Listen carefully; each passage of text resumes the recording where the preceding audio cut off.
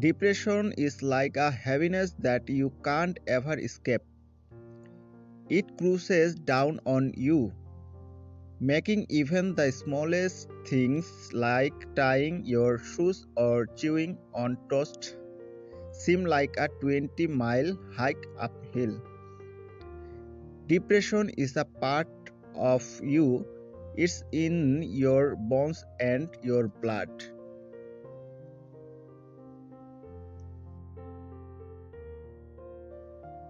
I wanted to kill someone and I wanted to die and I wanted to run as far and as fast as I could because she was never coming back. She had fallen off the face of the earth and she was never coming back.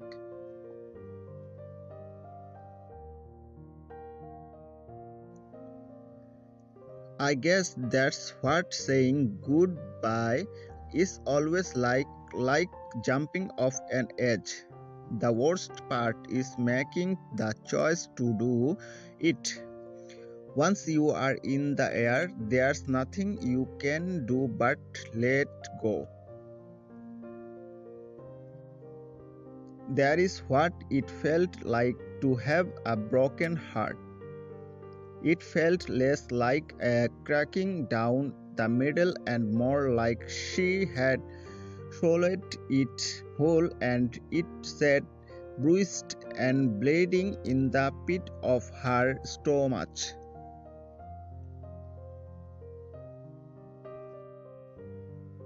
She had tricked him, she had made him leave his old self behind and come into her world.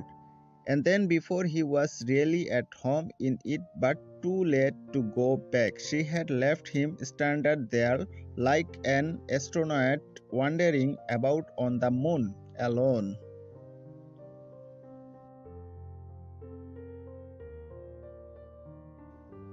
The sun kept on with its slipping away, and I thought how many small good things in the world might be resting on the shoulders of something terrible.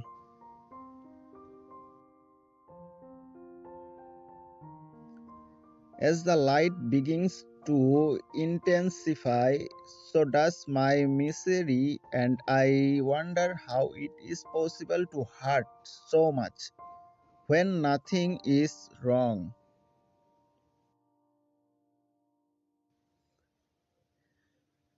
But grief makes a monster out of us sometimes. And sometimes you say and do things to the people you love that you can't forgive yourself for.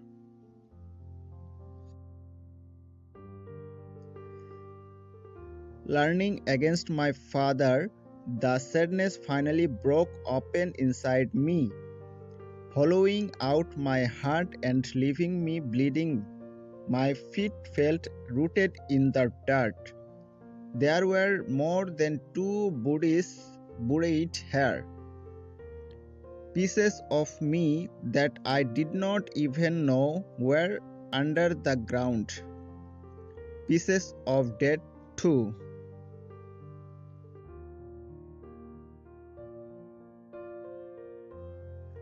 Have you ever wondered what a human life is worth? That morning, my brother's was worth a pocket watch. My sister will die over and over again for the rest of my life. Grief is forever. It does not go away. It becomes a part of you, step for step, breath for breath. I will never stop grieving Bailey because I will never stop loving her. That's just how it is. Grief and love are conjugate. You don't get one without the other. All I can do is love her and love the world. Emulate her by living with daring and spirit and joy.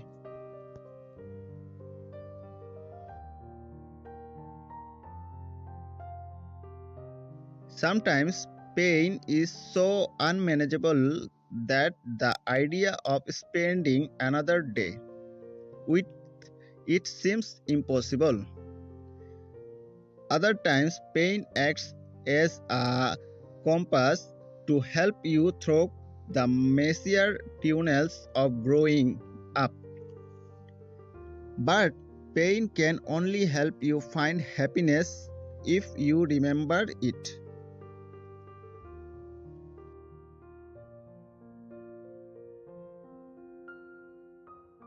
A lot of you carried, just not enough. Breathing is hard when you cry so much. It makes you realize that breathing is hard. I don't know if it's possible to take hate away from people, not even people like us, who have seen firsthand what hate can do. We are all hurting. We are all going to be hurting for a long time. And we, probably more than anyone else out there, will be searching for a new reality every day, a better one.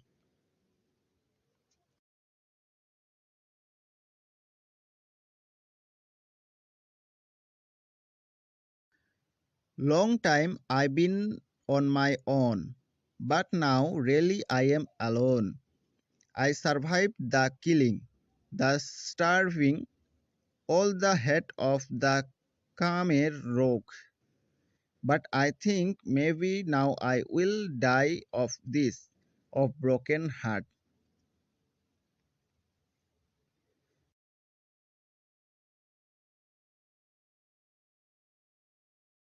There's death all around us. Everywhere we look, 1.8 people kill themselves every second. We just don't pay attention until we do.